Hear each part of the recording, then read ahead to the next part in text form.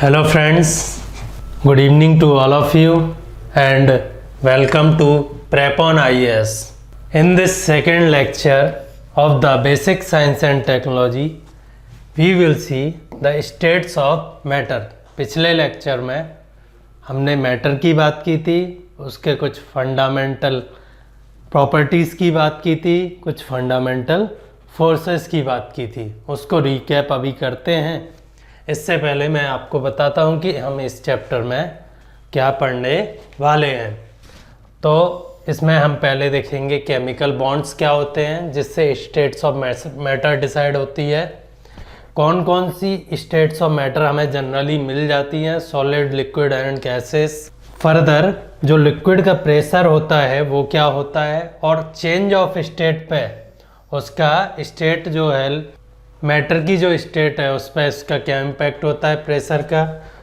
Gaseous या liquids का pressure क्या होता है, and other states of matter such as Bose Einstein condensate and plasma matter.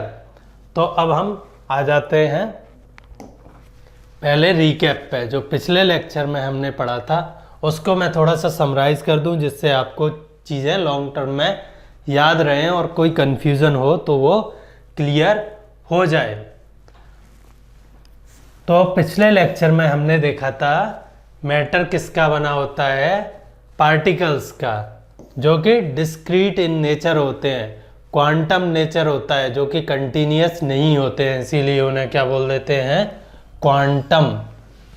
First हो गया. पार्टिकल्स के हमने एटम्स के साइज की बात की थी तो मैंने थोड़ा सा आपको गलत बता दिया था. वो करीब 10⁻⁻10 की मीटर की रेंज में होते हैं. मेरे दिमाग में शायद कोई और वैल्यू रह गई है जो मैंने आपको 10⁻12 की रेंज में बता दी थी. वो है 10⁻10 मीटर की रेंज में. इसको हम क्या बोलते हैं, इस रेंज को 10⁻10 मीटर को हम एक और टर्म से डिफाइन करते हैं. क्या है, आर्मस्ट्रॉन्ग. ये किसकी बेसिकली एटम्स को नापने के लिए यूनिट यूज़ की जाती है. एटम्स के कंपेरेबल यूनिट है. 10⁻10 मीटर को हम और क्या क्या देते हैं, आर्मस्ट्रॉन्ग भी बोल देते हैं. इसका सिंबल क्या होता है, ए के ऊपर एक बिंदी लगा दीजिए. देन अब पार्टिकल हैं तो वो मास एंड वॉल्यूम भी होता है. मास मतलब ऐसी चीज़ जिससे वो इनर्शिया. मास दो तरह के होते हैं अगर आप क्वांटम फिजिक्स पढ़ेंगे तो. बेसिकली हम जो यहाँ मास की बात करते हैं वो इनर्शियल मास की बात करते हैं, जिससे कोई बॉडी अपने जिस पोजीशन है, रेस्ट पोजीशन है या जो मूविंग पोजीशन है, उससे चेंज करने में जो प्रतिरोध या रेजिस्टेंस पैदा करती है उस प्रॉपर्टी को हम यहाँ जनरली मास बोल देते हैं. और वॉल्यूम जो यूनिवर्स में जो स्पेस है, वैकेंट या वैक्यूम है, उसमें जो ये मास कुछ जगह स्पेस ऑक्यूपाई करता है उसे क्या बोल देते हैं, हम वॉल्यूम बोल देते हैं. देन एक चीज़ और पिछले लेक्चर में मैंने मिस कर दी थी, वो थी कि ये जो सारे पार्टिकल्स हैं जिनके पास क्या है, मास एंड वॉल्यूम है, उनके पास एक और चीज़ होती है, एनर्जी. उसे क्या बोलते हैं हम, एनर्जी. यहाँ पे ये काइनेटिक एनर्जी का फॉर्मूला लिखा हुआ है 12mv². और इस एनर्जी को कई बार हम किससे भी मेजर कर लेते हैं, टेम्परेचर से भी. आप बोलेंगे मेरी बॉडी बहुत तप रही है या बुखार है, फीवर है, तो आपका जो बॉडी के सेल्स हैं उनकी एनर्जी बढ़ गई है. इसी प्रकार जो हर एक मैटर है, एटम है, उसके हर एक मॉलिक्यूल का, एटम का टेम्परेचर होता है. वो किससे डिसाइड होता है कि उनकी काइनेटिक या फिर जो उनकी वाइब्रेशनल एनर्जी है, इलेक्ट्रॉन, प्रोटॉन और न्यूट्रॉन की, वो कितनी है. तो बेसिकली टेम्परेचर क्या है, ये measure of kinetic energy of the molecules. उसे हम क्या बोल देते हैं, टेम्परेचर बोल देते हैं. ये कन्वर्जन का फॉर्मूला है, इसको आपको कतई याद नहीं रखना है, मैंने सिंपली आपको. फाइनली हमने एक और चीज़ देखी थी कि जो मैटर के पार्टिकल हैं वो आपस में इंटरेक्ट करते हैं. उसे हम क्या बोल देते हैं, किस वजह से इंटरेक्ट करते हैं, वो कुछ अट्रैक्टिव एंड रिपल्सिव फोर्सेस की वजह से, जो कि 4 फंडामेंटल फोर्सेस हैं, electromagnetism, gravity, weak nuclear force and strong nuclear force. अब आज हम देखेंगे मैटर में फर्दर, हम ये तो हो गया बेसिक लेवल पे मैटर किस चीज़ का बना हुआ है। अगर ये एग्रीगेट लेवल पे काम करने लगे मैटर, तो फिर वो हम बल्क इन द सेंस, अगर बल्क में मैटर को देखें तो वो जिन चीज़ों से इंटरेक्ट करता है वो क्या होते हैं, बॉन्ड्स। बॉन्ड्स हम क्या बोल देते, किन्हें बोल देते हैं, इन्हीं फोर्सेस की वजह से जो एटम्स एंड मॉलिक्यूल्स में इंटरेक्शन होता है। एक तो हो गया क्वार्क्स और इलेक्ट्रॉन वगैरह में इंटरेक्शन, न्यूट्रॉन प्रोटॉन में इंटरेक्शन, ये सारी चीज़ें। और दूसरा, अगर एटम एटम इंटरेक्ट कर रहे हैं या मॉलिक्यूल मॉलिक्यूल इंटरेक्ट कर रहे हैं, जिससे कि आपकी मेरी बॉडी बनी हुई है, जिससे अर्थ बना हुआ है, जिससे रॉक एंड मिनरल्स बने हुए हैं और वाटर बने हुए हैं, तो उनको हम एक डिफरेंट नाम दे देते हैं। क्या नाम देते हैं, बॉन्ड्स। और इन बॉन्ड्स की वजह से मैटर की कई सारी स्टेट्स हो सकती हैं, जैसे कि वो गैसियस स्टेट में हो सकता है, वो लिक्विड स्टेट में हो सकता है, और वो सॉलिड स्टेट में हो सकता है। तो आज हम देखेंगे कि ये बॉन्ड्स क्या होते हैं, स्टेट्स की मैटर क्या होती हैं, वो किस चीज़ से इम्पैक्ट होती हैं, और एवेपोरेशन वगैरह या चेंज ऑफ स्टेट कैसे होता है, उनका क्या इम्पैक्ट है। तो जैसे मैंने बात की कि अगर हम फंडामेंटली बात करें तो ये एटम है आपका, इसमें कुछ इलेक्ट्रॉन किसके, न्यूट्रॉन के चक्कर काट, न्यूक्लियस के चक्कर काट रहे हैं, जिसमें न्यूट्रॉन प्रोटॉन हैं, जितने इलेक्ट्रॉन है उतने ही प्रोटॉन है। तो ये बेसिकली 4 फंडामेंटल फोर्सेस की वजह से ये एटम बना हुआ है। व्हाट अबाउट कि अगर इस जैसा ही एक और एटम हो, अगर ऐसा ही होता कि एटम तो बन गया, इसके बियॉन्ड कुछ कोई इंटरेक्शन नहीं है फोर्सेस का, तो फिर कैसे काम चलता, तो वो ये ऐसे होता है। तो हम एग्जिस्ट नहीं करते, अर्थ भी एग्जिस्ट नहीं करती, यूनिवर्स में क्या एग्जिस्ट करता, सिर्फ एटम्स। तो उसके लिए भी इंटरेक्शन होते हैं, वो भी किस वजह से होते हैं, उन्हीं 4 फोर्सेस की वजह से। मैंने बताया था आपको, हम अर्थ पे किस वजह से खड़े हुए हैं, ग्रेविटी की वजह से। अगर 2 हाइड्रोजन के 2 एटम मिलके क्या बना रहे हैं, H2 बना रहे हैं, हाइड्रोजन गैस बना रहे हैं, जो कि नेचर में एग्जिस्ट करती है।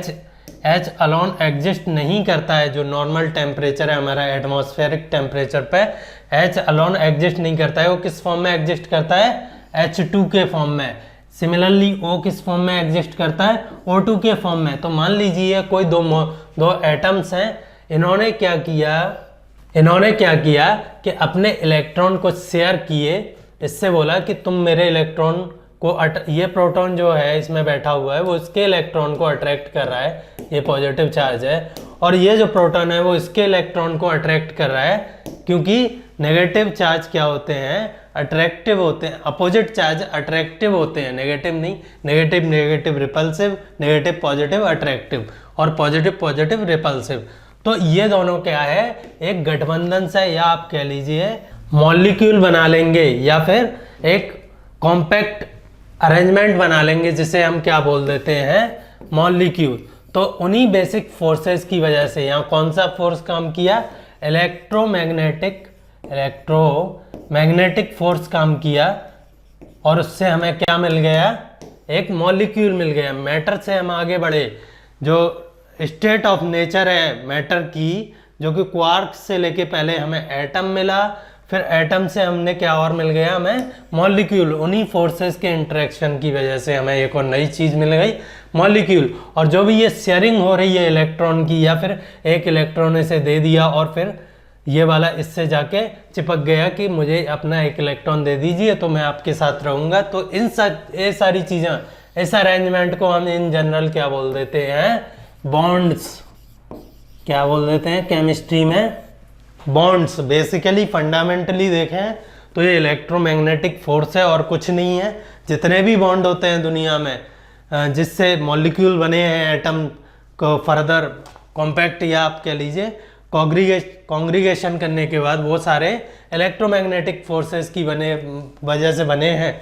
और इन बॉन्ड्स, ये बॉन्ड्स 2 टाइप के होते हैं, एक तो कोवेलेंट बॉन्ड होता है, कोवेलेंट, और एक आयोनिक। ये मेनली 2 टाइप के होते हैं। कोवेलेंट में तो इलेक्ट्रॉन ये एक दूसरे को देंगे नहीं, सिर्फ शेयर करेंगे। ऑर्बिट जहाँ इलेक्ट्रॉन है वहीं की वहीं रहेंगे। लेकिन आयोनिक बॉन्ड में क्या होता है, ये इलेक्ट्रॉन उठ के दूसरे पार्टिकल के पास चला जाता है। इस वजह से कोवलेंट बॉन्ड जो होते हैं वो वीक बॉन्ड होते हैं, और जो आयोनिक बॉन्ड होते हैं वो स्ट्रॉन्ग बॉन्ड होते हैं। इसके अलावा एक और बॉन्ड होता है मेटेलिक बॉन्ड, जिसमें सिर्फ शेयरिंग ही होती है, उसमें भी मेटेलिक बॉन्ड बोल देते हैं। स्पेशल टाइप के बॉन्ड्स होते हैं जिनमें शेयरिंग ही होती है। Basically metallic bond is a type of covalent bond, covalent bond ही होते हैं और उनमें एटम इलेक्ट्रॉन्स की शेयरिंग होती है और एक क्रिस्टल स्ट्रक्चर का फॉर्मेशन होता है। तो ये 3-4 टाइप के कुछ बॉन्ड हो गए। और हाइड्रोजन बॉन्ड भी किसका टाइप है, हाइड्रोजन बॉन्ड जो कि आपको वाटर एंड किस में मिलेगा, आइस एंड वाटर में जो हमें बॉन्ड मिलता है, जिसकी वजह से वाटर लिक्विड है या सॉलिड है या गैसियस है वो डिसाइड होता है, वो भी एक टाइप का कोवलेंट बॉन्ड है। और वो भी इलेक्ट्रॉन की शेयरिंग की वजह से बनता है। किसमें, hydrogen, oxygen and hydrogen. Hydrogen अपना इलेक्ट्रॉन ऑक्सीजन के साथ शेयर करते हैं तो उनके पास पॉजिटिव चार्ज आता है, और ऑक्सीजन उनसे लेती है इलेक्ट्रॉन का कुछ पार्ट, या फिर आप कह लीजिए कुछ चार्ज इलेक्ट्रॉन का उनसे लेती है, तो उसके पास नेगेटिव आ जाता है। जो इलेक्ट्रॉन देता है अपने पास से, तो उसमें ये समझ लीजिए कि जो उसका न्यूक्लियस है वहाँ पे पॉजिटिव चार्ज एक्स्ट्रा हो गया है तो हम उसके ऊपर पॉजिटिव लगा देते हैं, और जो लेता है उसके पास इलेक्ट्रॉन एक्स्ट्रा हो गए हैं तो नेगेटिव एक्स्ट्रा हो गया है तो उसके ऊपर नेगेटिव लगा देते हैं। ये हो गए बॉन्ड्स। ये सब क्यों बता रहा हूँ, एक्सप्लेन करता हूँ। ये सब इसलिए बता रहा हूँ कि आपने जनरली जिस भी एनवायरनमेंट में रह रहे हो 3 तरह की चीज़ें देखी होंगी। पहला तो देखा होगा एयर, सेकेंड है आपने कोई लिक्विड देखा होगा, एयर मतलब एयर जैसी चीज़ या गैसियस स्टेट में, ठीक है। सेकेंड आपने लिक्विड देखा होगा। थर्ड आपने क्या देखा होगा, सॉलिड। आप जिस सरफेस पर खड़े हैं, बैठे हैं, वो सॉलिड हो गई।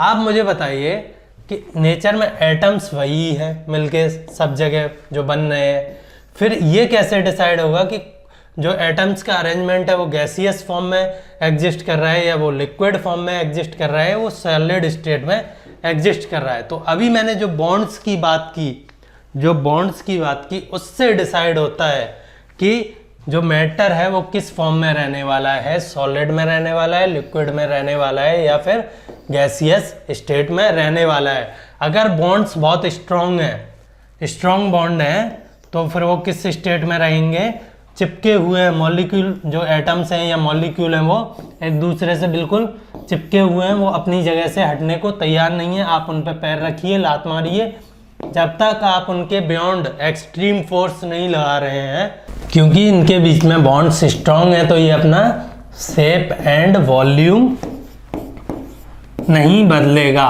ये हो गया, इसे हम क्या बोल देते हैं, सॉलिड की प्रॉपर्टी। अब आ जाते हैं, अगर ये थोड़े से बॉन्ड क्या है, फ्लूइडिटी है इन बॉन्ड में कि टूट के यहाँ वाला टूट के यहाँ बन जा रहा है, ये वाला टूट के यहाँ बन जा रहा है, ये वाला ये यहाँ से टूट के इसके साथ बन जा रहा है, ऐसे। तो वो फॉर्म कौन सी है, लिक्विड फॉर्म, जिसमें कि शेप चेंज हो सकता है उस चीज़ का। आप पानी को ग्लास में डालिए, वो ग्लास की शेप ले लेगा, आप बोतल में डालिए बोतल की, और आप उसे ज़मीन पर फैला दीजिए तो वो बिल्कुल थिन लेयर की शेप ले लेगा। तो इसमें क्या है, शेप फिक्स नहीं रहता है लिक्विड्स में, बल्कि लेकिन वॉल्यूम जितना पानी है उतना ही रहेगा। आप उसे इजीली कंप्रेस नहीं कर सकते, उसका वॉल्यूम नहीं चेंज कर सकते। ये जितने हैं मॉलिक्यूल ये इवेपोरेट नहीं होंगे, हवा के साथ तुरंत भाग नहीं जाएंगे, तो इसका वॉल्यूम जितना है वो उतना ही रहेगा। लिक्विड में क्या होता है, शेप फिक्स नहीं है, वॉल्यूम है। गैसेज में आ जाते हैं। गैसेज में जनरली ये फोर्सेज जो है, मान लीजिए आप एटमॉस्फेयर में O2 है एक मॉलिक्यूल, एक N2 है। ये O2 N2 ऐसे हैं कि देखो हमें तुमसे कोई मतलब नहीं है, हम अर्थ की सरफेस पर किस वजह से हैं, सिर्फ जो फोर्थ फोर्स है ग्रेविटी, उसकी वजह से अर्थ हमें पुल कर रही है डाउनवर्ड, तो हम इसके पास हैं। और एज सच O2 को N2 से कोई मतलब नहीं है, N2 को O2 से कोई मतलब नहीं है, कोई रिश्तेदारी नहीं है, कोई बॉन्ड नहीं है इनके बीच में। तो ये कभी भी ऊपर नीचे कभी भी कहीं भी जा सकते हैं, और इनके बीच में जो स्पेस है वो भी इतना है कि तुम इजीली उन्हें कंप्रेस कर सकते हो। गैसेस को हम इजीली कंप्रेस कर सकते हैं। फॉर एग्जांपल किसी भी ट्यूब, टायर के जो ट्यूब में हवा भरी जाती है वो at least 10 to 20 times compressed gas रहती है एज कम्पेयर टू जो एटमॉस्फेयर में मिलती है।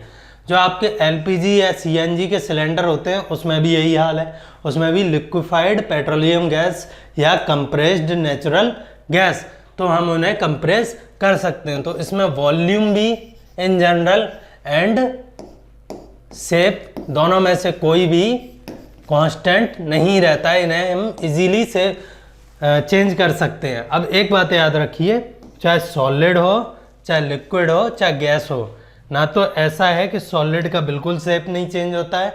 आप एक आयरन की रॉड को कहीं पे लगा दीजिए, पतली रॉड है, और खड़े हो जाइए उसे हॉरिजॉन्टली लगा के, वो टेढ़ी हो जाएगी। तो इनका भी शेप चेंज होता है, पर इतने इजीली नहीं होता है जब तक कि आप एक एक्सट्रीम फोर्स नहीं लगा रहे हैं। लिक्विड्स का भी वॉल्यूम चेंज हो जाता है। फॉर एग्जांपल हाइड्रोलिक्स में जो सिलेंडर यूज होते हैं, आपने कभी जेसीबी मशीन वगैरह देखी होंगी खुदाई करते हुए, तो उनमें जो मैक्सिमम वर्क है वो किससे, हाइड्रोलिक्स से होता है। तो उसमें जो सिलेंडर है तो उसमें कोई लिक्विड भरा जाता है, ठीक है, किसी अजीब टाइप का आपको ऑयल सा टपकता दिखेगा, वो लिक्विड कंप्रेसिबल, जब वो एक्सट्रीम फोर्स लगता है तो वो कंप्रेस हो जाता है। तो इनमें भी ऐसा नहीं है कि परफेक्टली वॉल्यूम कंजर्व रहता हो, और इनको तो हम इजीली चेंज कर ही सकते हैं। अब क्योंकि बॉन्ड की बात हो गई और ये बात भी हो गई कि डिपेंडिंग ऑन कि कैसे बॉन्ड बनने हैं, उसकी शेप क्या रहेगी, लिक्विड रहेगी, गैसियस रहेगी, लिक्विड रहेगी या सॉलिड रहेगी। तो आपको एक चीज़ समझ में तो आ गई कि अगर बॉन्ड की फॉर्मेशन, स्ट्रक्चर या टाइप चेंज कर दें तो उसकी स्टेट चेंज हो सकती है। इसको क्या बोल देते हैं हम, स्टेट बोल देते हैं। तो चेंज ऑफ स्टेट की बात करें, चेंज ऑफ स्टेट की बात करें तो वो बेसिकली अगर फंडामेंटली डिपेंड करती है तो वो किस पे है, जो टाइप्स ऑफ बॉन्ड है। फॉर एग्जांपल एक एग्जांपल देता हूँ, टाइप्स ऑफ बॉन्ड है। मैंने एक लेक्चर में आपसे बात की थी जब मैं आपको ज्योग्राफी पढ़ा रहा था कि हाइड्रोजन जो वाटर है वो लिक्विड फॉर्म में किस वजह से है, हाइड्रोजन बॉन्ड की वजह से। ये क्या होता है बताता हूँ, ये O है, H positive, O2 negative, and then इस O ने अपने हाइड्रोजन, जो अपने मॉलिक्यूल है वाटर का, उसके हाइड्रोजन से तो इलेक्ट्रॉन शेयर कर ही रखा है, साथ में किसके अदर मॉलिक्यूल ऑफ वाटर है उसके भी जो पॉजिटिव हाइड्रोजन है उससे भी कुछ बॉन्डिंग कर रखी है। ये तो हो गए स्ट्रॉन्ग कोवलेंट बॉन्ड या आयोनिक बॉन्ड। ये कौन से हो गए, कोवलेंट बॉन्ड, जो कि वीक है, जो कि ये दूसरे मॉलिक्यूल्स के साथ, दूसरे मॉलिक्यूल के जो हाइड्रोजन है उनके साथ भी क्या है, इलेक्ट्रॉन शेयर कर रहा है। ये वाला वाटर मॉलिक्यूल का जो ऑक्सीजन एटम है, तो ये जो बॉन्ड्स हैं, जो वीक बॉन्ड्स हैं, इन्हें क्या बोल देते हैं हम, हाइड्रोजन बॉन्ड, हाइड्रोजन बॉन्ड। और इसकी स्ट्रेंथ पे डिपेंड करता है, हाइड्रोजन बॉन्ड की स्ट्रेंथ पे डिपेंड करता है कि वो जो वाटर है वो किस फॉर्म में रहने वाला है। आइस में अगर ये बहुत स्ट्रांग है तो ये आइस की फॉर्म में रहेगा, अगर थोड़ा कम स्ट्रांग है तो ये लिक्विड की फॉर्म में रहेगा, और अगर ये बिल्कुल ही नहीं है, गायब है, तो ये वेपर की फॉर्म में रहेगा, पानी वेपराइज हो जाएगा। इतना समझ में आ गया आपको। अब देखते हैं कि फिर आप बोलेंगे कि अर्थ पे तो ये तीनों स्टेट में मिलता है, इसके अलावा इस पे कोई और भी फैक्टर काम करता है। तो फंडामेंटल फैक्टर तो हो गया बॉन्ड की स्ट्रेंथ, बॉन्ड की स्ट्रेंथ ऑफ द बॉन्ड। इसके अलावा क्या फैक्टर काम करते हैं लिक्विड सॉलिड स्टेट को डिसाइड करने में, वो बात करते हैं। पहला फैक्टर है, आपने सिंपली ऑब्जर्व किया हो कि पानी को जब आप गर्म करेंगे, आइस को जब आप गर्म करेंगे, ये आइस थी, इसकी आपने थर्मल एनर्जी, काइनेटिक एनर्जी बढ़ा दी मॉलिक्यूल्स की, तो वो क्या हो जाएगा, लिक्विड में कन्वर्ट हो जाएगा। होता है, यही होता है, बर्फ़ को गर्म कीजिए या खुले में छोड़ दीजिए, जहाँ टेम्परेचर ज़्यादा है वो लिक्विड में कन्वर्ट हो जाती है। तो अभी मैंने जब टेम्परेचर की बात कर रहा था तो मैंने बात की थी टेम्परेचर क्या है, is a measure of kinetic total energy of a molecule. जो भी मॉलिक्यूल प्रेजेंट है किसी भी लैटिस में, किसी भी बॉडी में और किसी भी मटेरियल में, उसकी किसका एनर्जी का मीज़र है, एनर्जी कितनी है उसके पास, उसका मीज़र है। अब बेसिकली टेम्परेचर अगर एनर्जी बता रहा है तो टेम्परेचर बढ़ाने का मतलब ये है कि जो हमने आइस क्रिस्टल में जो हाइड्रोजन बॉन्ड थे या फिर जो मॉलिक्यूल थे वाटर मॉलिक्यूल, उनकी एनर्जी बढ़ा दी है। तो बेसिकली एनर्जी बढ़ाओगे तो ये जो वीक बॉन्ड है हाइड्रोजन बॉन्ड, ये कुछ ब्रेकअप हो जाएंगे, कुछ ब्रेकअप हो जाएंगे तो वो अपना शेप इजीली चेंज कर पाता है, तो वो लिक्विड में कन्वर्ट हो जाता है। लेकिन इतना भी ब्रेकअप नहीं होता है कि वो अपना वॉल्यूम भी चेंज कर ले या फिर इतने फ्री हो जाएं कि इन्हें सारे बॉन्ड टूट जाएं हाइड्रोजन के। अगर आप इनकी और एनर्जी बढ़ाओगे तो हाइड्रोजन के सारे बॉन्ड टूट जाएंगे और वो किसमें, वेपर में कन्वर्ट हो जाएगा, वाटर वेपर में कन्वर्ट हो जाएगा। सारे हाइड्रोजन बॉन्ड टूट गए, आपने उनकी एनर्जी बढ़ा दी, तो पहले वो आइस थी, फिर वो लिक्विड बना, फिर वो वाटर वेपर बन गया। यहाँ थोड़ी सी चीज़ें देख लेते हैं। आइस से हम लिक्विड में जाएंगे तो क्या बोल देते हैं उसे, मेल्टिंग। देन एवेपोरेशन, वेपर कर रहे हैं तो एवेपोरेशन। अब ऐसा भी तो हो सकता है आप टेम्परेचर कम कर दें तो फिर ये कंडेंसेशन, जो अपोजिट प्रोसेस है उसे क्या बोल देंगे, कंडेंसेशन। इसको क्या बोल देंगे, फ्रीजिंग। और अगर आइस से डायरेक्ट एवापोरेशन हो रहा है, डायरेक्ट कैसे, गैसियस स्टेट में जा रही है, डिपेंडिंग ऑन कि प्रेशर क्या है, अभी बात करते हैं। इन प्रोसेस का नाम लिख देता हूं, मैं बताऊंगा ये कैसे होता है। इन प्रोसेस की बात करें तो ये होता है सब्लिमेशन। अगर आइस से सीधे कहाँ वेपर में कन्वर्ट हो रही है तो सब्लिमेशन, और वेपर से आइस में कन्वर्ट हो रही है तो डिपोजिशन। ये हो गया। तो पहला फैक्टर अपार्ट फ्रॉम बॉन्ड की स्ट्रेंथ के अलावा हमारा पहला फैक्टर क्या हो गया, टेम्परेचर। कि जो मैटर की स्टेट है वो किस पर डिपेंड करेगी, टेम्परेचर पे। अब सेकंड फैक्टर देखते हैं। उससे पहले मैं आपको ये बता दूं कि बॉन्ड की स्ट्रेंथ के मैं फंडामेंटल क्यों बात कर रहा हूँ, वो ये है, आप एक आयरन को भी रूम टेम्परेचर पर रख सकते हैं, आयरन की रॉड को, वो किसमें, सॉलिड स्टेट में रहेगी, क्योंकि जो इसमें बॉन्ड है। और आप वहीं वाटर को अगर रूम टेम्परेचर पर 20-21 पे रखे हैं तो वो लिक्विड स्टेट में रहेगा, क्योंकि जो इसमें बॉन्ड है आयरन में वो डिफरेंट टाइप के हैं और वो रूम टेम्परेचर पे भी इतने स्ट्रॉन्ग होते हैं कि वो इसे सॉलिड फॉर्म में एग्जिस्ट कर सकते हैं, करवा सकते हैं। वो अपोज करते हैं जो भी फोर्स लग रहा है उसका, तो वो सॉलिड फॉर्म में एग्जिस्ट करता है रूम टेम्परेचर पर, वहीं वाटर नहीं करता है। लेकिन आयरन का भी अगर आप टेम्परेचर बढ़ा दें तो वो मोल्टन स्टेट में आ जाता है, इतना सबको पता है। अब आ जाते हैं हम सेकेंड फैक्टर पे। सेकेंड फैक्टर पे आए उससे पहले एक चीज़ होती है फेज डायग्राम। फेज डायग्राम क्या होता है बताता हूँ आपको। इधर टेम्परेचर है हॉरिजॉन्टल स्केल पे और वर्टिकल स्केल पे क्या है, प्रेशर है।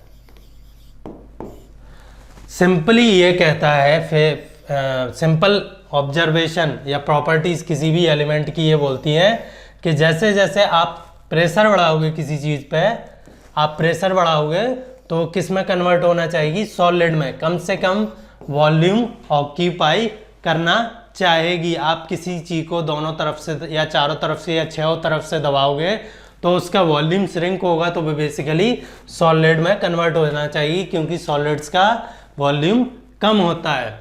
देन उसके बाद ये लिक्विड एक स्पेशल स्टेट होती है और गैसियस स्टेट। एक्सप्लेन करता हूँ, सिंपल है, यहाँ देख लीजिए। अगर आप टेम्परेचर, पहले प्रेशर, टेम्परेचर की बात हो गई। जैसे जैसे हम टेम्परेचर बढ़ाएंगे, तो अभी देखा था हमने वाटर के एग्जांपल में, आप पहले सॉलिड में थे, फिर आप लिक्विड में जाएंगे, फिर आप गैसियस में चले जाएंगे। देखा था वाटर के एग्जांपल में यही हो रहा था। तो लेकिन मैंने एक और चीज़ बोली थी कि ऐसा भी हो सकता है कि कई बार आप सीधे सॉलिड टू गैस भी चले जाएं डिपेंडिंग ऑन प्रेशर। तो अब हमारा जो थर्ड फैक्टर है वो है प्रेशर। अगर प्रेशर ज़्यादा है तो आप गैसियस फॉर्म में एग्जिस्ट नहीं करोगे, आप सॉलिड में करोगे या लिक्विड में, टेम्परेचर कितना भी हो। अगर प्रेशर कम है तो आप लिक्विड में हो सकता है एग्जिस्ट ना करो, सिर्फ गैसियस में ही करो। प्रेशर क्या चीज़ होती है? प्रेशर होता है कि जो मॉलिक्यूल है अपार्ट फ्रॉम जो बॉन्ड से बने हुए हैं, जिन भी केमिकल बॉन्ड से ये बने हुए हैं, उसके अलावा इन पे कोई एक्सटर्नल फोर्सेस भी लग रहा है जो इन्हें क्या बोल रहा है कि आप एक ही जो मिनिमम स्पेस है, जो एक कन्फाइंड स्पेस है, उसी में रहिए। अगर आप कन्फाइंड स्पेस में रह रहे हैं तो आप सॉलिड कहलाते हैं, अगर कन्फाइंड स्पेस में नहीं रह रहे हैं तो आप गैसियस या लिक्विड कहलाते हैं। तो बेसिकली प्रेशर हो गया कि आप इन पे एक्सटर्नल फोर्स कितना लगा रहे हैं जिससे ये मॉलिक्यूल, ऑल्दो अगर आप इन्हें फ्री छोड़ दें तो हो सकता है ये भाग जाएं, गैसियस स्टेट में पहुंच जाएं, वो दूर उड़ जाएं, लेकिन अगर आप इन्हें कंप्रेस करके रखें, अगर आप इन पे प्रेशर ज़्यादा लगा रहे हैं तो ये किस सॉलिड स्टेट में आना चाहेंगे, कंप्रेस हो जाएंगे और आपको कैसा आभास होगा कि मानो ये सॉलिड स्टेट में है। ये हो गया। तो प्रेशर क्या करता है? डिपेंडिंग ऑन प्रेशर, आप यहाँ से ऊपर से नीचे जाइए, अगर आप प्रेशर बढ़ाएंगे तो आप गैस से सॉलिड या गैस से लिक्विड एंड देन सॉलिड में पहुंच जाएंगे, डिपेंडिंग ऑन कि आप किस मैटर से, किस मटेरियल से, किस लिक्विड या एलिमेंट या मॉलिक्यूल से डील कर रहे हैं। यहाँ दो एग्जांपल इंपॉर्टेंट है। पहला है, अगर हम CO2 की बात करें, CO2 की बात करें और इसका अगर हम फेज डायग्राम देखें, फेज डायग्राम, डरिए मत नाम से, फेज डायग्राम देखें तो ये इतना सिंपल है कि इसका जो गैसियस, सॉलिड एंड लिक्विड, जो ये टेम्परेचर है normal STP, standard temperature and pressure 30 degree Celsius मान लीजिए, इस पे ये कभी लिक्विड स्टेट में नहीं जाता है। अगर आप इसका प्रेशर बढ़ाएंगे सीधे गैस से कहाँ चला जाएगा?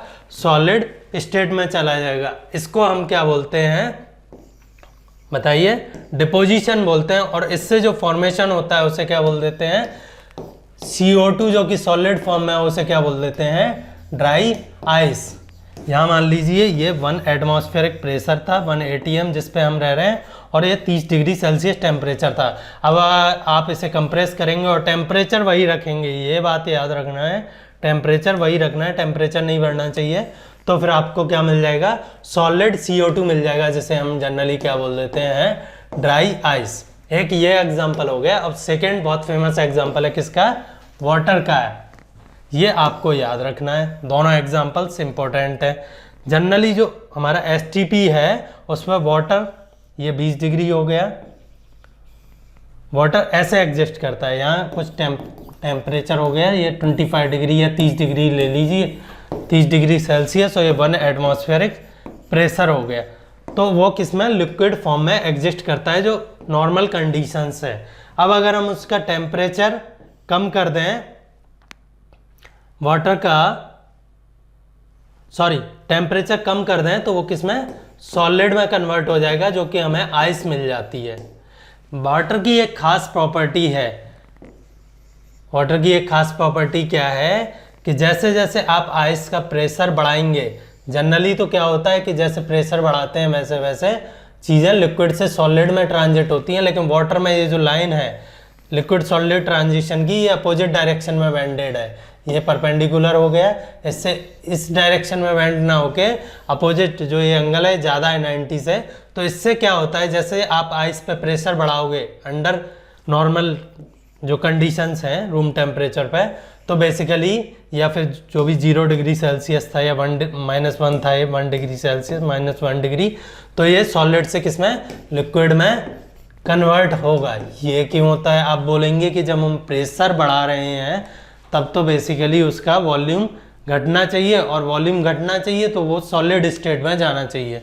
बिल्कुल, प्रेशर बढ़ाएंगे तो वॉल्यूम घटेगा, ये बात सही है वाटर के लिए भी। लेकिन जो वाटर का केस होता है जिसमें जो हाइड्रोजन बॉन्ड बनते हैं, उसकी वजह से आइस में क्या होता है कि जो क्रिस्टल या वाटर मॉलिक्यूल के बीच का स्पेस है वो बढ़ जाता है। क्रिस्टल होने के बावजूद भी आइस क्या है? क्रिस्टल होने के बावजूद भी, क्रिस्टल मतलब एक definite pattern of arrangement of atoms या मॉलिक्यूल इन ए मैटर या बॉडी जो भी है पूरी कंप्लीट बॉडी में, उसके बावजूद भी हाइड्रोजन बॉन्ड की वजह से वहाँ पे क्या है, जो एम्प्टी स्पेसेस है अमंग हाइड्रोजन मॉलिक्यूल वो बढ़ जाता है। तो आइस की बेसिकली आइस की जो कि सॉलिड है उसकी डेंसिटी 0 डिग्री सेल्सियस पे देखें, जहाँ की water both as a ice and as a liquid exist कर सकता है, वहाँ पे आइस की जो डेंसिटी है वो किससे कम होती है, लिक्विड वाटर से, लिक्विड वाटर से कम होती है। इसीलिए अगर हम प्रेशराइज करते हैं तो ये वॉल्यूम कम करने के लिए किस में कन्वर्ट हो जाता है, लिक्विड में। तो थर्ड फैक्टर हमारा क्या हो गया, प्रेशर। जनरल इतना याद रखिए कि वाटर एक एक्सेप्शन है, अदरवाइज सारी चीज़ें प्रेशर बढ़ाने पे किस तरफ जाती हैं, सॉलिड की तरफ, चाहे वो लिक्विड में हो चाहे वो गैसेज में हो। थर्ड फैक्टर हो गया प्रेशर, और चेंज ऑफ स्टेट भी देख लिया हमने।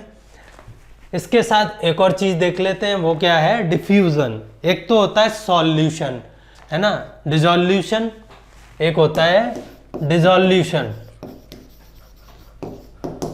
और एक होता है डिफ्यूज़न। इन दोनों में फ़र्क क्या है, फ़र्क ये है कि डिसॉल्यूशन में क्या है, जो भी मॉलिक्यूल है, मान लीजिए वाटर में आप एक सॉल्ट डाल रहे हैं 1 स्पून, तो वो क्या है, salt NaCl, Na positive and Cl negative क्या है, ये तो किसके साथ चले जाएगा, O2 माइनस के साथ कुछ बॉन्ड बना लेगा छोटा मोटा, और क्लोरीन जो नेगेटिव है वो हाइड्रोजन पॉजिटिव के साथ बॉन्ड बना के इंटरेक्ट करने लगेगी। जब मीडियम से कोई चीज़ इंटरेक्ट करने लगती है जो आप बाहर से डाल रहे हैं, तो हम उसे क्या बोलते हैं, डिसॉल्यूशन। और एक होता है डिफ्यूज़न। जब मैं आपको फर्स्ट लेक्चर में बताया था कि कोई भी एटम है, चाहे वो कितना भी डेंस क्यों ना हो, उसके कोई भी मैटर है चाहे वो कितना भी डेंस क्यों ना हो, उसके एटम और मॉलिक्यूल के बीच में कुछ खाली स्पेस रहता है। अगर कोई चीज़, जैसे कि जो सैंड डाली आपने, है ना, वाटर में डिजॉल्व तो होगी नहीं, तो जो वाटर पार्टिकल के बीच में जो स्पेस है उसमें जाके अगर कोई चीज़ बैठ जाए, है ना, तो उसे क्या बोलते हैं हम, डिफ्यूज़न। फॉर एग्जाम्पल, एक इसका इससे भी अच्छा एग्जाम्पल है, वो क्या है, एयर मॉलिक्यूल के बीच में आपको पता है बहुत वाइड गैप होता है, N2O2 और जो भी आर्गन CO2 के बीच में काफ़ी वाइड गैप होता है एटमॉस्फेयर में जो एयर प्रेजेंट है। हमने वाटर को किस में कन्वर्ट कर दिया, वेपर में। H2O किस में, वेपर में कन्वर्ट हो गया। अब H2O ने जब तक N2O2 से रिएक्शन नहीं की है या आर्गन से, और वो सिंपली इनके बीच में जो वो वैक्यूम स्पेस है उसमें जाके सिट बैठ गया है, तो उसे हम क्या बोलेंगे, डिफ्यूज़न। डिफ्यूज़न की वजह से क्या होता है कि जो आप एक कमरे के एक छोर पे अगरबत्ती जला रहे हैं, तो वो दूसरे छोर पे धीरे धीरे सीप करते हुए एयर में वो जो भी मॉलिक्यूल हैं, जो भी उस अगरबत्ती से निकल रहे हैं, वो सीप करते हुए आपके पास दूसरे एंड पे पहुंच जाएंगे। तो एक चीज़ समझ में आ गई, diffusion is fastest in gases. जितना लिक्विडिटी फ्लूइडिटी रहेगी मीडियम में, उतना ही फास्टेस्ट रहेगा डिफ्यूज़न। देन स्लोअर किस में, थोड़ा स्लोअर किस में रहेगा, लिक्विड्स में थोड़ा स्लोअर रहेगा। फॉर एग्जांपल, आप सबको पता है कि वाटर में कुछ ऑक्सीजन घुली रहती है, घुली नहीं रहती है, वो बेसिकली डिफ्यूज्ड रहती है, जो वाटर मॉलिक्यूल्स के बीच में खाली स्पेस में जाके बैठ जाती है, जिससे कि मछलियाँ, मेढक और जो भी पानी में सांस लेने वाले ऑर्गेनिज्म हैं वो जिंदा रहते हैं। और अगर सॉलिड है तो वहाँ पे स्पेस कम है ऑलरेडी, उनके बीच में क्रिस्टल जो मॉलिक्यूल और एटम्स हैं उनके बीच में अच्छी बॉन्डिंग है, तो वो दूसरे पार्टिकल को इतनी जल्दी अपने अंदर नहीं आने देंगे, तो उनमें जो डिफ्यूज़न है वो स्लोएस्ट रहेगा। फिर भी होता है, ये इम्पॉसिबल नहीं है। हम अगले लेक्चर में देखेंगे कि ये कैसे होता है, इससे इम्प्योरिटी कैसे अराइज होती है, प्योरिटी इम्प्योरिटी का क्या कंसेप्ट है मटेरियल में, और वो कैसे अराइज इससे होती है। फॉर एग्जांपल, आपने चुस्की खाई हो कभी,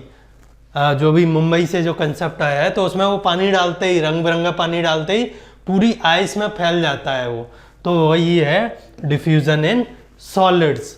ये हो गया। अब फाइनली हम एक स्पेशल केस लेते हैं, किसका, इवेपोरेशन। इवेपोरेशन क्या होता है बताता हूँ। आपने अभी बताया था मैंने, चेंज ऑफ स्टेट, अगर लिक्विड से कहाँ जा रही हो, लिक्विड से किस में जा रही हो, गैसियस स्टेट में जा रही हो, गैसियस में जा रही हो, तो उसे क्या बोल देते हैं हम, एवेपोरेशन। उसे क्या बोल देते हैं, एवेपोरेशन। इसकी बात क्यों कर रहा हूँ, इसकी बात इसलिए कर रहा हूँ मैं क्योंकि ये स्पेशल केस है जिसका हम डे टू डे लाइफ में बहुत यूज़ होता है।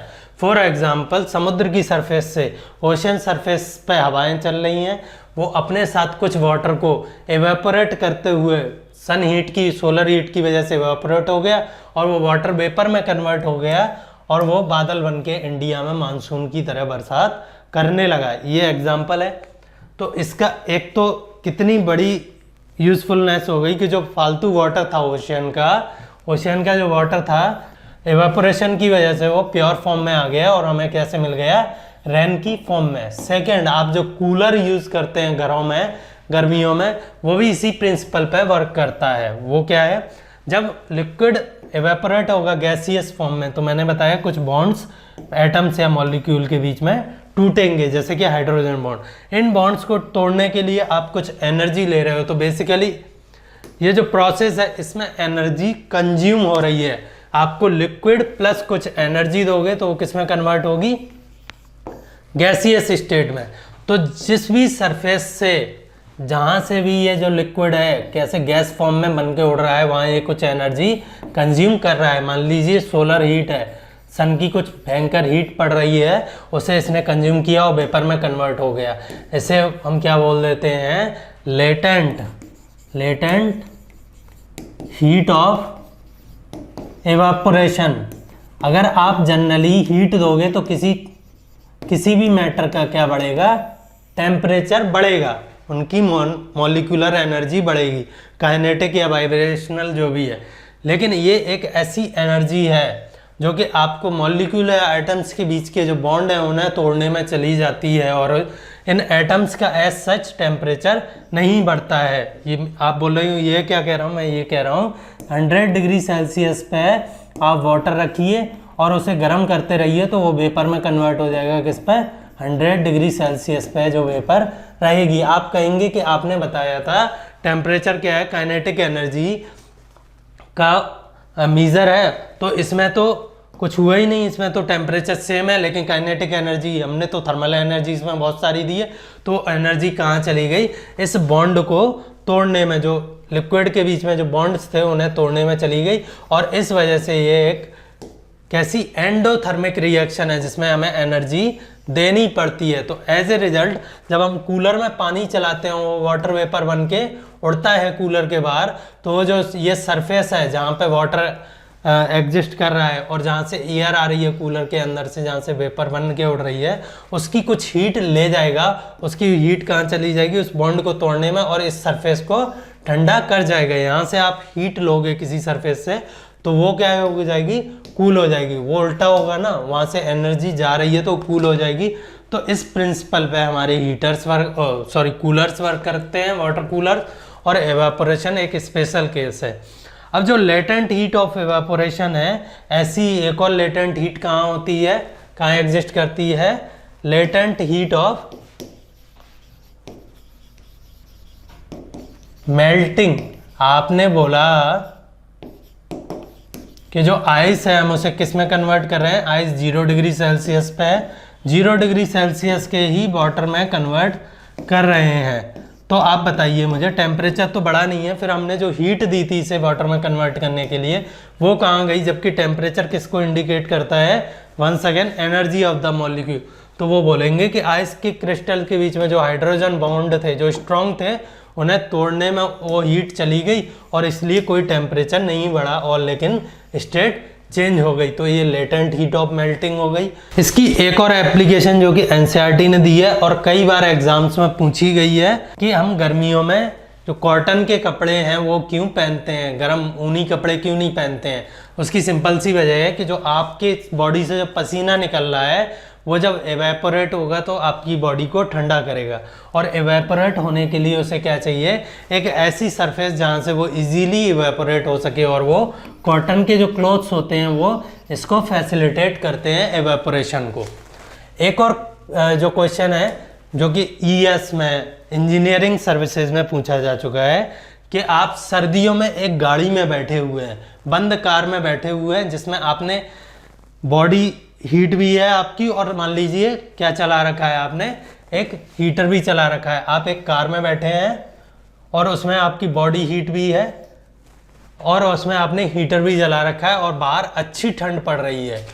तो आप बताइए कि जो उस पर जो वाटर की ड्रॉपलेट जमा होती हैं, हमने कांच के ग्लास, जो ठंडे कांच के ग्लास जिनमें पानी भर रखा हो, या फिर स्टील के ग्लास जिनमें ठंडा पानी भर रखा हो, बाहर का टेम्परेचर ज़्यादा हो, तो उनके आउटसाइड में क्या है, कुछ वाटर वेपर कंडेंस हो जाती है। तो इस केस में वो कहाँ कंडेंस होगी, तो पहले इसको देख लेते हैं जो इजी वन है, कि इसमें ये जो बाहर कंडेंस हो रही है वाटर के बाहर, ये कूल है और ये हॉट है, जो क्लाइमेट है वो हॉट है। तो बेसिकली मैंने बताया था कि एयर की एक प्रॉपर्टी रहती है कि उसका जो मॉइस्चर होल्ड करने की कैपेसिटी है वो क्या है, टेम्परेचर के साथ बढ़ती जाती है। मान लीजिए इधर टेम्परेचर ले लिया, इधर मॉइस्चर ले लिया, तो एयर में मान लीजिए कुछ मॉइस्चर था, इस हॉट एयर में कुछ मॉइस्चर था। जब वो एयर किसके, इस ठंडे ग्लास के कांटेक्ट में आई, तो उसकी जो मॉइस्चर होल्ड करने की कैपेसिटी हो गई कम। तो उसने अपना कुछ वाटर, जो एयर अब संभाल नहीं पा रही है क्योंकि वो ठंडी हो गई, रिवर्स करेंगे, ठंडा करोगे तो इसकी कैपेसिटी कम हो जाएगी और जो वाटर होगा वो क्या हो जाएगा, कंडेंस हो जाएगा। बिल्कुल इसी फेनोमेनन से हम किसे एक्सप्लेन करते हैं, रेनफॉल को। रेनफॉल, फॉग, मिस्ट, सारी चीज़ें इसी से एक्सप्लेन होती हैं। तो ये यहाँ कंडेंस हो गई। इस वाले केस में उल्टा है, अंदर क्या है, हॉट है और बाहर क्या है, कोल्ड है। तो मुझे बताइए किस साइड वाटर ड्रॉपलेट जमा होंगी, जो गाड़ी का शीशा है उसमें अंदर की साइड। क्यों, इस हॉट एयर में जो भी मॉइस्चर होगा वो इस शीशा जो कि बाहर की ठंडी एयर से कांटेक्ट में है, इसके आने पे ठंडा हो जाएगी वो एयर, और जो इस हॉट एयर में जो भी मॉइस्चर है उसे वो वहीं उस शीशे पे कंडेंस होने लगेगा। तो ये ES का क्वेश्चन है, इसे देखिएगा आप। ठीक है, ये समझ में आ गया। थोड़ा सा जो प्रैक्टिकल चीज़ है, प्रैक्टिकल एप्लीकेशन है इवेपोरेशन या कंडेंसेशन की, वो मैंने बता दी। इसके अलावा लेटेंट हीट ऑफ इवेपोरेशन हो गई, लेटेंट हीट ऑफ मेल्टिंग हो गई, जो भी है। उसके अलावा एक और होता है कि अगर आप मान लीजिए जनरली 1 किलोग्राम ऑफ वाटर का टेम्परेचर बढ़ा रहे हैं by 1 degree Celsius at 15 degree Celsius. पहले इसका वाटर का टेम्परेचर था 15 डिग्री सेल्सियस, और किसी भी जो भी मॉलिक्यूल मैटर है उसका पहले टेम्परेचर था 15 डिग्री सेल्सियस। अब आपने इसे 1 डिग्री से बढ़ा के कितना कर दिया, 16 डिग्री सेल्सियस कर दिया 1 kg ऑफ मैटर का।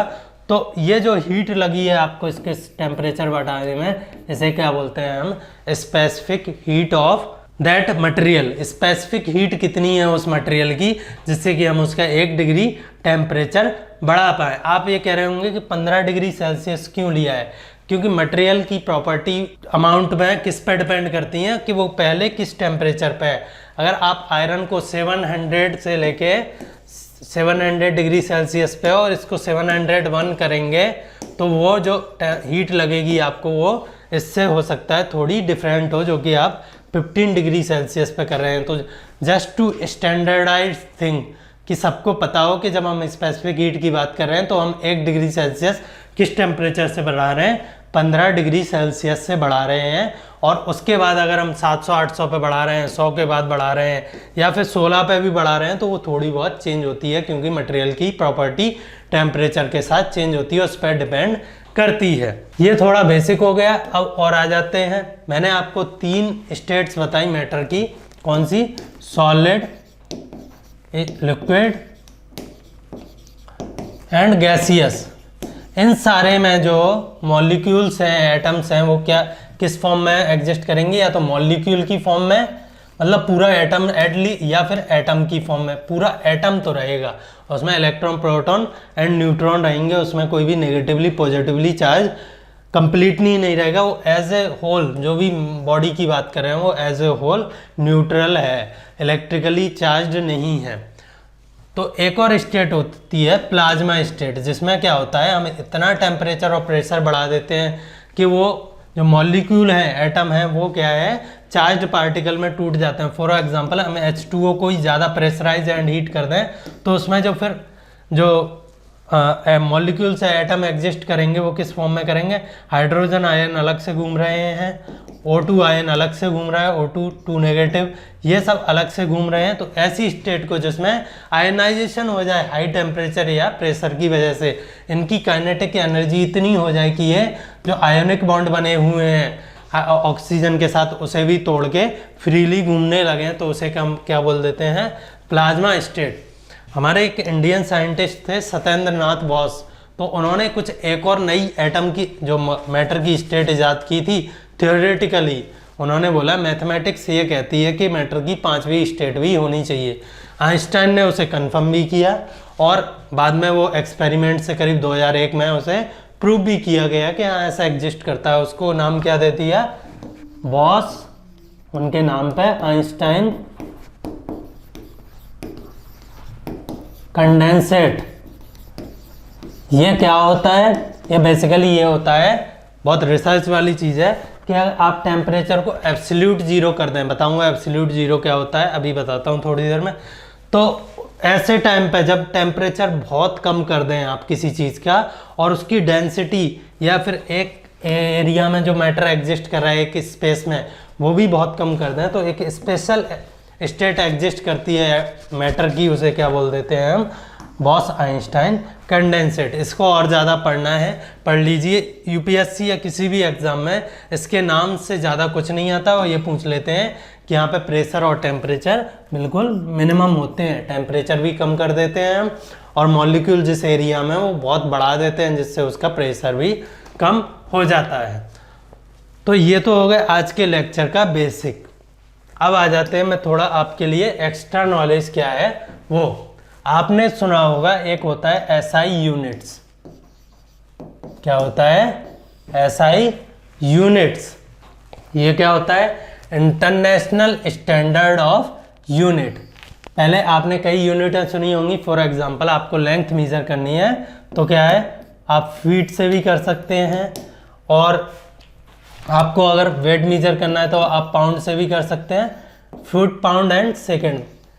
FPS चलता था पहले अंग्रेजों के ज़माने में, लेकिन बाद में एक सिस्टम चलने लगा अमेरिकन की तर्ज पे, ये तो था यूके का, UK, then metre, kilogram and second.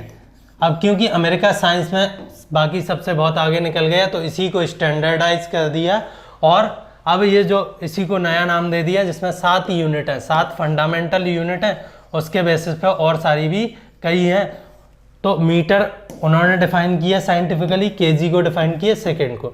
सबसे पहले उन्होंने डिफाइन किया सेकेंड को। सेकेंड क्या होती है, सीजियम का जो मॉलिक्यूल है उसमें जो भी वाइब्रेशन होते हैं या इलेक्ट्रॉन का ट्रांजिशन होता है वो एक पर्टिकुलर फिक्स इंटरवल पे होता है। इन्होंने क्या बोल दिया, उस टाइम पीरियड को क्या बोल दिया, 1 सेकेंड।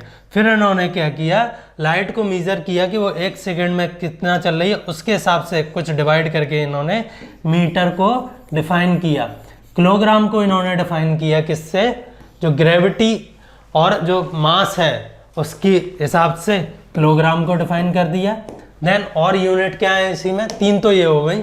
मोल, ये मैं आपको बताना जब मैटर पढ़ा रहा तो भूल गया। मोल क्या होता है, 6.022 इंटू 10 टू दी पावर 23। इसे क्या बोलते हैं, एवोगैड्रो नंबर। एवोगैड्रो नंबर ये क्या होता है बता रहा हूँ आपको। ये क्वांटिटी ऑफ सब्सटेंस, जो भी अगर हम H2O की बात कर रहे हैं तो एक तो हो जाएगा H2O का मास, वेट की बात नहीं कर रहा हूँ, मास जो कि इनर्शिया को अपोज कर रहा है। सेकंड हो जाएगा उसी H2O में मान लो मैं चाहता हूँ कि मुझे ये बताओ इस H2O जो वाटर रखा है एक ग्लास में, इसमें कितने मॉलिक्यूल है वाटर के, तो इसको हम डिफाइन करते हैं 1 मोल। जो ये नंबर है, अगर इतने मॉलिक्यूल हैं वाटर के तो 1 मोल हो गया, और इसमें वेट कितना रहेगा, जो भी इसका मॉलिक्यूलर वेट रहेगा। अभी नहीं जाते हैं मॉलिक्यूलर वेट वगैरह पे, आप इतने समझ लीजिए मोल क्या है, नंबर और क्वांटिटी ऑफ सब्सटेंस को मेजर करने के लिए एक फंडामेंटल यूनिट है। एवोगैड्रो एक साइंटिस्ट थे, उन्होंने ये नंबर दिया था, उनके हिसाब से हमने कर लिया। उन्होंने मेजर किया कि हम बेसिकली जो मॉलिक्यूलर वेट है H2O का कितना है, मॉलिक्यूलर वेट बाद में बात करेंगे। मॉलिक्यूलर वेट होता क्या है वो पहले बता देता हूँ आपको, होता कितना है, वो 18 होता है। तो बोले कि हम ऑक्सीजन के कितने पार्टिकल लें कि जो मॉलिक्यूलर वेट है वो किसके बराबर हो जाए, कि इनटू नंबर ऑफ पार्टिकल करें किसके बराबर हो जाए, 18 ग्राम ऑफ वाटर के बराबर हो जाए। तो वो जो मॉलिक्यूलर जो नंबर मिला वो इतना है, तो इसे हम अवोगाड्रो नंबर बोल देते हैं, और ये सारे सब्सटेंसेस के लिए ट्रू है। देन इलेक्ट्रिसिटी या करंट का, इलेक्ट्रिक करंट का है, करंट का आई होता है इलेक्ट्रिक करंट का। देन इसमें था ल्यूमिनोसिटी या लुमिनोसिटी, लुमिनोसिटी कैंडेला इसकी यूनिट होती है, कैंडेला। जैसे हमें किसी स्टार की ल्यूमिनोसिटी कि वो स्टार से जो एनर्जी आ रही है वो हमारे पास किस ल्यूमिनस इंटेंसिटी से पहुंच रही है उसके लिए भी यूज़ करते हैं, और आप जो बल्ब जला रहे हैं घर में उसकी भी इंटेंसिटी को चेक करने के लिए करते हैं। सो जो लास्ट है और जो सबसे इम्पोर्टेंट है थर्मोडाइनमिक्स में वो है टेम्परेचर। ये बिल्कुल ईजीएस्ट चीज़ कि हीटनेस, हॉटनेस ऑफ एनीथिंग, जो उसकी काइनेटिक या वाइब्रेशनल एनर्जी है किसी भी मैटर की, उसको हम किससे नापते हैं, टेम्परेचर। और इसकी स्टैंडर्ड यूनिट क्या है, केल्विन, के बड़ा। इसका मतलब इसमें डिग्री नहीं लगता है, जैसे कि डिग्री सेल्सियस या डिग्री फ़ारेनहाइट में लगता है। तो अब हम बात करेंगे कि ये टेम्परेचर क्या होता है, इसकी स्केल्स क्या होती हैं, 3 स्केल्स, और इसे हम जो एब्सोल्यूट टेम्परेचर की बात कर रहा था मैं थोड़ी देर पहले जब मैं बॉस-आइंस्टाइन कंडेंसेट की बात कर रहा था, तो वो क्या है। तो अब हम बात करते हैं स्केल्स ऑफ टेम्परेचर, ये भी एक्स्ट्रा नॉलेज है। तो 3 स्केल होती हैं। पहला डिग्री सेल्सियस, आपको पता है वाटर कितने पे बॉईल करता है, 100 डिग्री सेल्सियस पे, और कितने पे फ्रीज होता है, 0 डिग्री सेल्सियस पे। तो आपने जहाँ फ्रीज हो रही है वाटर उसे 0 डिग्री सेल्सियस बोल दिया, और जहाँ वो वेपराइज हो रहा है उसे 100 डिग्री सेल्सियस बोल दिया। एक स्केल बना दी, उसको 100 पार्ट्स में डिवाइड कर दिया, उसको नेगेटिव साइड में एक्सटेंड कर दिया और 100 के बियॉन्ड भी एक्सटेंड कर दिया, इसी डिमार्केशन, इसी डिवीज़न के हिसाब से। ये डिग्री सेल्सियस हो गया। फिर एक होता है फ़ारेनहाइट। फ़ारेनहाइट ये किसमें, फुट पाउंड सिस्टम में यूज़ करते थे ब्रिटिशर्स। और ये इसमें क्या है, जो वाटर जिस पे फ्रीज होता है उसको बोल देते हैं 32 डिग्री फ़ारेनहाइट, और जिस पे वेपराइज होता है उसको बोल देते हैं 212 डिग्री फ़ारेनहाइट। और जो हमारी बॉडी का नॉर्मल टेम्परेचर है वो कितना है, 98.5 डिग्री फ़ारेनहाइट है। आप सबको पता होगा, डॉक्टर बोलते हैं 98 है तो ठीक है, 98 है तो ठीक है, अदरवाइज प्रॉब्लम है। 102 103 पहुंचते ही फ़ारेनहाइट प्रॉब्लम हो जाती है। तो इन्होंने क्या है, 32 को आप मान लीजिए वाटर फ्रीज हो रहा है, और यहाँ वेपराइज हो रहा है, इसमें कितने 180 डिवीजन आ जाएंगे, 212 माइनस 32। अगर आप इसे डिग्री सेल्सियस में कन्वर्ट करना चाहते हैं तो 32 कितना हो गया, 0 डिग्री, और 212 डिग्री फ़ारेनहाइट कितना हो गया, 100 डिग्री सेल्सियस। और जो इसके बीच में डिग्री सेल्सियस में कितने डिवीज़न होते हैं, 100, और इसमें कितने होते हैं, 180। तो 100 से 180 को डिवाइड कर दीजिए, तो every 1.8 degree of Fahrenheit will be equivalent to 1 degree Celsius. ये हो गया। अब एक और नई स्केल आई, वो स्केल क्या है, वो स्केल है केल्विन स्केल। किसने दी थी, साइंटिस्ट थे केल्विन, और वो थर्मोडाइनमिक्स पढ़ते थे बहुत ज़्यादा, मतलब वो थर्मोडाइनमिक्स से रिलेटेड थे। और उन्होंने बोला कि हम जो फ्रीजिंग टेम्परेचर है वाटर का उसे 0 नहीं बोल सकते हैं, 0 डिग्री सेल्सियस बोल लीजिए आप उस स्केल में, पर 0 केल्विन हम फ्रीजिंग टेम्परेचर है जो वाटर का उसे नहीं बोलेंगे, क्योंकि जो एब्सोल्यूट 0 है ये क्या है, एब्सोल्यूट स्केल है। इन टर्म्स ऑफ अगर नेचर की बात करें तो ये एब्सोल्यूट स्केल है। इसमें बोल रहे हैं वो किसको हम 0 से स्टार्ट करें तो जो वाटर का फ्रीजिंग पॉइंट है वो करीब कितने पे मिलता है, ट्रिपल पॉइंट ऑफ वाटर। ये क्या था बताता हूँ।